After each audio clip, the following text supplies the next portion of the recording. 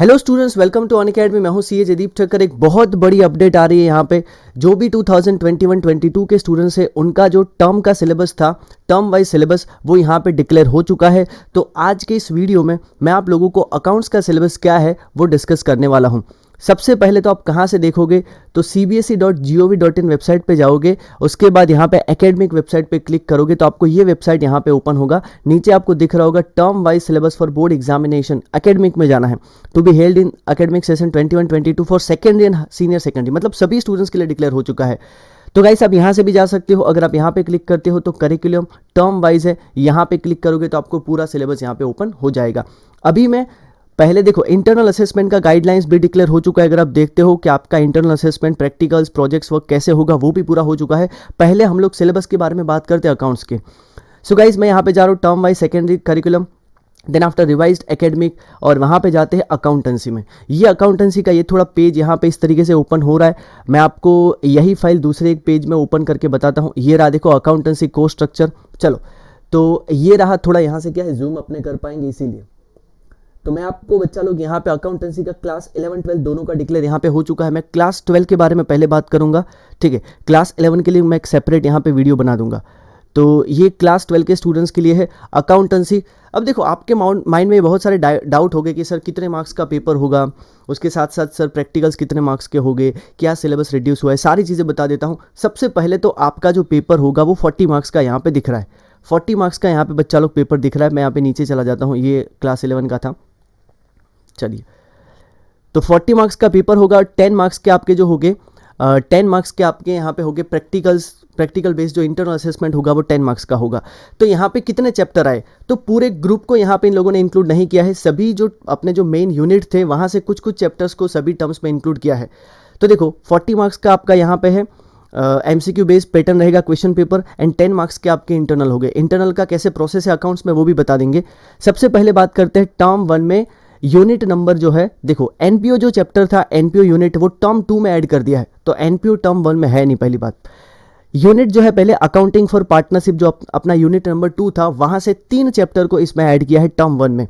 Fundamentals of partnership, then after change in profit sharing ratio and admission of a partner.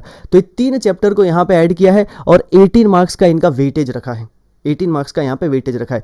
उसके बाद company account से एक chapter उठाया है। मतलब क्या क्या है, सभी यूनिट से एक एक एक एक 2-2 चैप्टर टर्म 1 में लिया और टर्म 2 में, ताकि पूरा सिलेबस आप पढ़ पाओ। देन आफ्टर कंपनी अकाउंट से वहां से अकाउंटिंग फॉर शेयर्स को उठाया है और वो 12 मार्क्स का यहाँ पे रख दिया है। तो टोटल 30 मार्क्स यहाँ से हुए। Then after analysis of financial statement जो आपका पार्ट बी में आता है, ठीक है, जहाँ पे आपको ऑप्शन मिलता है कि कंप्यूटराइज अकाउंटिंग आप चूज कर सकते हो, वो भी बता देंगे। तो एनालिसिस ऑफ फाइनेंशियल स्टेटमेंट जो है वो आपका 10 मार्क्स का है। अब इसमें क्या चीज़ इंक्लूड की है वो बहुत बढ़िया चीज़ है, डिटेल में देखने वाले हैं। स्टेटमेंट ऑफ पीएनएल, उसमें आपको पता होगा अगर आप एनसीईआरटी देखते हो तो फाइनेंशियल स्टेटमेंट 1 करके एक चैप्टर है जहां पे आपको पीएनएल अकाउंट कैसे बनाते हैं, बैलेंस शीट कैसे बनाते हैं, उसके बेस पे बहुत सारे छोटे छोटे क्वेश्चन बन सकते हैं एज पर शेड्यूल 3, ठीक है। तो वो पार्ट यहाँ पे ऐड कर दिया है और दूसरा ऐड किया है रेशियो एनालिसिस।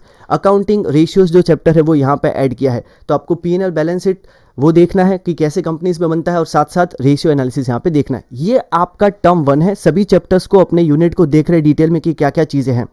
और उसके बाद है कंप्यूटराइज अकाउंटिंग और में, मतलब जो लोग पार्ट बी में एनालिसिस ऑफ फाइनेंशियल स्टेटमेंट नहीं ले रहे, जो थियरी ले रहे, तो कंप्यूटराइज अकाउंटिंग। बट मैं आपको एडवाइस करूंगा अगर आपने अभी तक चूज नहीं किया तो ये वाला पार्ट लेना, ठीक है।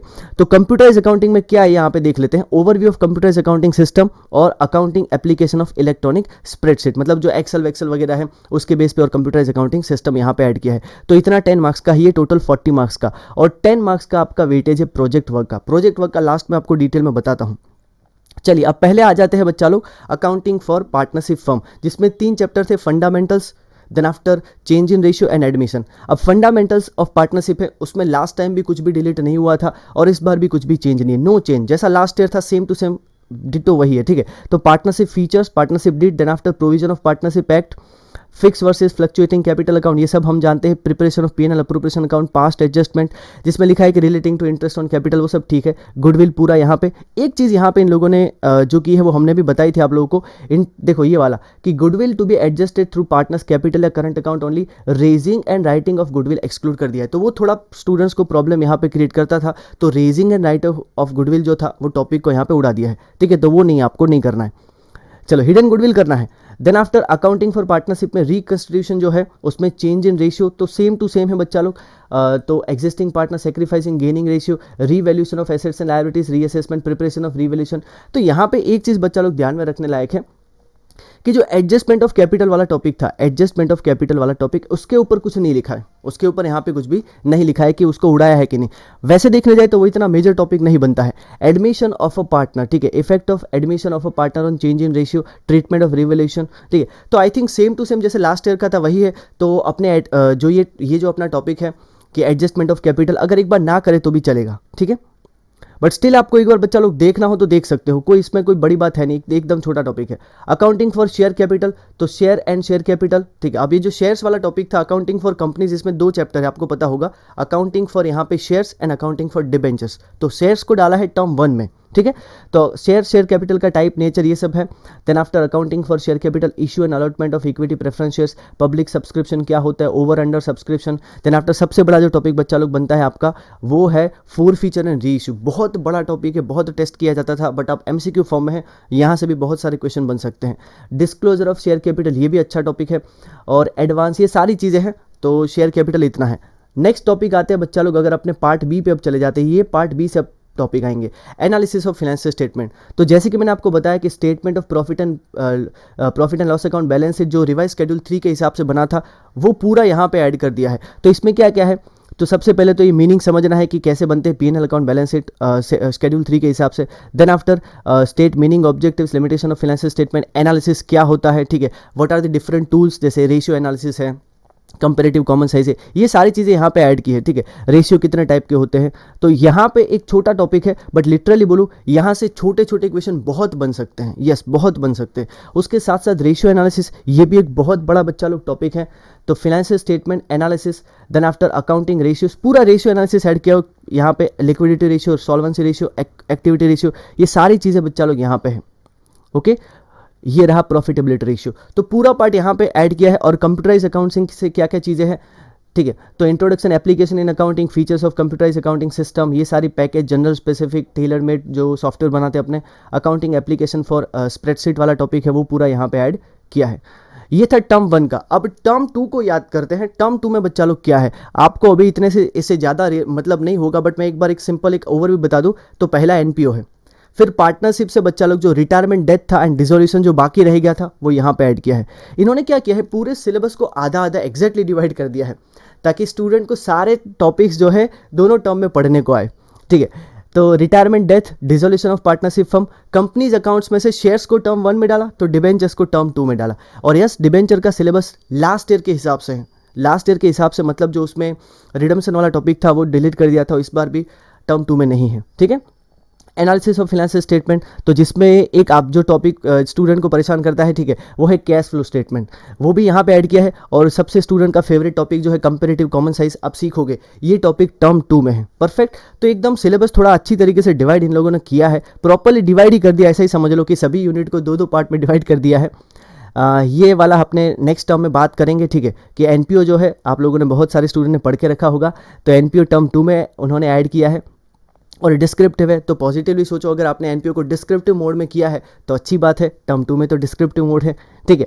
Then after accounting for partnership firm, ये पूरा आप देख रहे हो बच्चा लोग, ठीक है। इसमें कुछ चीज़ें हैं, बट अभी मैं आपको एक बार ये अगर लेके जाऊँ बच्चा लोग, ठीक है।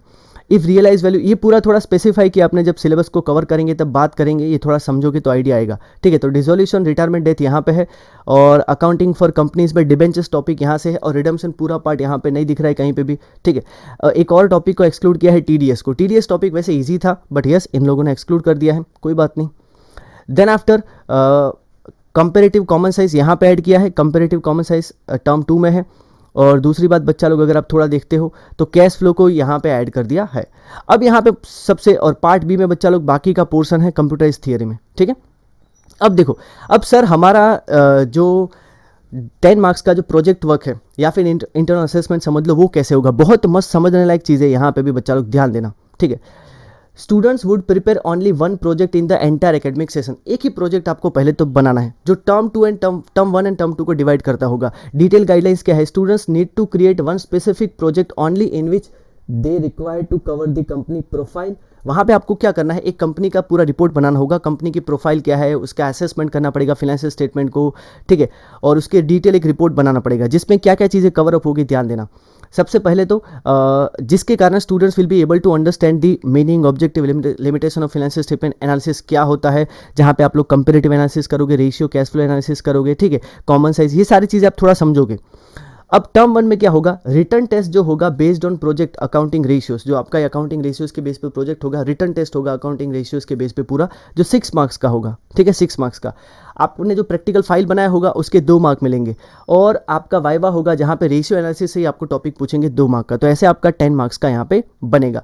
और टर्म 2 में बच्चा लोग आपका रिटर्न टेस्ट होगा based on comparative statement, common size and cash flow, मतलब पूरा कंपनी अकाउंट्स पे ही डिपेंड करता है, समझ लो, ठीक है, पूरा फाइनेंशियल स्टेटमेंट एनालिसिस पे ही डिपेंड करता है कंप्लीटली। तो ये 6 मार्क्स का है बच्चा लोग, ठीक है। उसके बाद सेम प्रैक्टिकल फाइल जो आपने बनाया होगा 2 मार्क्स, और वाइवा जो कंपेरेटिव स्टेटमेंट कॉमन साइज होगा उसका 2 मार्क्स, तो इस तरीके से 10 मार्क्स यहाँ पे बनेगा। ओके, आई होप सारी चीज़ें बच्चा लोग आपको क्लियर है। और एक चीज़ यहाँ पे और मैं बता देता हूँ, जितने भी हमारे स्टूडेंट हैं जो अनअकैडमी प्लेटफॉर्म पे पढ़ते हैं या फिर पढ़ना चाहते हैं, तो बच्चा लोग अनअकैडमी लर्निंग ऐप पे कुछ और चीज़ें यहाँ पे चल रही है, जो नई नई चीज़ें हैं जो आपको आई थिंक नहीं पता होगा इसके बारे में। तो इस संडे को 25 जुलाई को एक बहुत गजब का टेस्ट है, मेगा कॉम्बैट है। कॉम्बैट में आप सभी स्टूडेंट्स बच्चा लोग पार्टिसिपेट कर सकते हो, जहाँ पे आप लोगों को 2 करोड़ तक के स्कॉलरशिप मिलेंगे, और उसके साथ साथ आप बहुत सारे प्राइजेस भी जीत सकते हो, जैसे कि एप्पल का आईपैड है, अमेजॉन वाउचर्स है, ईयरफोन, ये सारी चीज़ें, ठीक है। तो सबके टाइमिंग अलग अलग है, क्लास 9 to 10 के 11 बजे का टाइम है, क्लास 6, 7, 8 का 12 बजे का, और आपका क्लास 11, 12 का है 1 PM का, ठीक है। साइंस और मैथ्स के यहाँ पे बच्चा लोग क्वेश्चन रहेंगे। लिंक डिस्क्रिप्शन में है, आप लोग Jaydeep 44 live free access code जो होगा उससे एक्सेस कर पाओगे, ठीक है। वहाँ पे एक फ्री एक्सेस कोड अप्लाई करने को इन्वाइट कोड पूछते हैं, तो आप जयदीप 44 लाइव यहाँ पे कोड अप्लाई कर देना, तो आपका यहाँ पे पूरा ये जो स्कॉलरशिप टेस्ट होगा वो ओपन हो जाएगा, ठीक है। और लिंक बच्चा लोग डिस्क्रिप्शन में या फिर कमेंट बॉक्स में आपको कहीं पे मिल जाएगा। और अगर आप क्लास 11 12 के लिए प्रॉपर्ली पढ़ना चाहते हो, क्लास 12 के लिए स्पेसिफिकली, तो लक्ष्य बैच मैंने यहाँ पे स्टार्ट किया है 14 जुलाई से। बट यस, मैं आप सभी लोगों के लिए पार्टनरशिप से एक बार जीरो से स्टार्ट करूँगा, पार्टनरशिप, फंडामेंटल ऑफ पार्टनरशिप से अपने स्टार्ट करेंगे। तो अकाउंट्स पूरा यहाँ पे जीरो से बच्चा लोग स्टार्ट होगा। बाकी 14 जुलाई से स्टार्ट हुआ है, 4-5 सेशन गए, ज़्यादा कुछ गया नहीं है। तो आप लोग अनअकैडमी लर्निंग ऐप पे इसको एक्सेस कर पाओगे। अनअकैडमी एक ऐसा प्लेटफॉर्म है जहाँ पे आपको अनलिमिटेड एक्सेस मिलते हैं सभी बैचेस के। तो प्लेटफॉर्म पे जितने भी नए बैचेस अब स्टार्ट हो गए उनके भी एक्सेस मिल जाएंगे, जो ऑनगोइंग बैचेस हैं उनके भी एक्सेस आपको मिल जाएंगे। ये एक जीरो से बैच अभी भी स्टार्ट हुआ है 19 जुलाई से, तो कुछ ज़्यादा यहाँ पे टाइम नहीं गया है। और 25 जुलाई तक अनअकैडमी लर्निंग ऐप पे 12, 15 एंड 18 मंथ्स के प्लान पे 2 महीने का प्लान बिल्कुल फ्री है सभी क्लास 6 से लेकर 12 तक के स्टूडेंट्स के लिए। तो अगर आप 12 महीने का प्लान लोगे तो 15,000 वैसे फीस है, कोड अप्लाई करोगे तो आपका नेट फीस रहेगा 13,500। इससे आपको 10% का डिस्काउंट भी मिल जाएगा, और आपका कंप्लीट प्रिपरेशन यहाँ पे हो जाएगा। टर्म 1 एंड टर्म 2 का आपको कंप्लीट तरीके से रिवीजन करवाएंगे, एक प्रॉपर शेड्यूल दिया जाएगा, ये सारी चीज़ें यहाँ पे बच्चा लोग होगी। तो Unacademy learning app live classes होते, लाइव मिस हो गए तो रिकॉर्डिंग मिलेगा, top educators, regular doubt clearing session, live test, practice test, सारी चीज़ें एक ही प्लेटफॉर्म से बच्चा लोग आपको मिल जाएगी। तो यहाँ पे बच्चा लोग आप ज्वाइन कर सकते हो। अगर आपको कोई भी कंफ्यूजन आता है तो आप लोग मुझे पूछ सकते हो। अनअकैडमी लर्निंग ऐप डाउनलोड कर लो, क्लास 12 अपना स्टैंडर्ड सिलेक्ट करो, उसके बाद गेट सब्सक्रिप्शन पे आप लोग क्लिक करो। यहाँ पे बहुत सारे फ्री क्लासेस भी अवेलेबल हैं, और प्लस और आइकॉनिक का यहाँ पे आप जो भी प्लान लेना है यहाँ पे सिलेक्ट कर लेना, और जयदीप 44 लाइव कोड अप्लाई कर देना। आइकॉनिक प्लेटफॉर्म पे आपको एक पर्सनल कोच असाइन कर देते हैं, एक मेंटर असाइन कर देते हैं, जो आपके रेगुलर टच में रहते हैं, आपके पेरेंट्स के साथ मीट होते हैं। तो वहाँ का भी आप फीस देख सकते हो, और प्लस ज्वाइन करना हो तो प्लस में भी आप लोग ज्वाइन कर सकते हो, ठीक है। अनअकैडमी प्लस पे भी आपको सारी चीज़ें मिलेगी, पर्सनल मेंटर एक नहीं मिलेगा, ठीक है। तो यहाँ पे बच्चा लोग जयदीप 44 लाइव कोड से आप ज्वाइन कर लेना। अगर कोई भी कंफ्यूजन डाउट आता है तो आप लोग मुझे कमेंट में पूछ सकते हो। और पूरा जो सिलेबस का PDF फाइल है वो टेलीग्राम चैनल पर मिल जाएगा। मैं एक बार आपको टेलीग्राम चैनल यहाँ पे बता देता हूँ, जस्ट सेकेंड। हाँ, तो टेलीग्राम चैनल अगर आप देखते हो बच्चा लोग, तो ये क्लास 11 का है, बट अपने क्लास 12 कर देते हैं, ठीक है।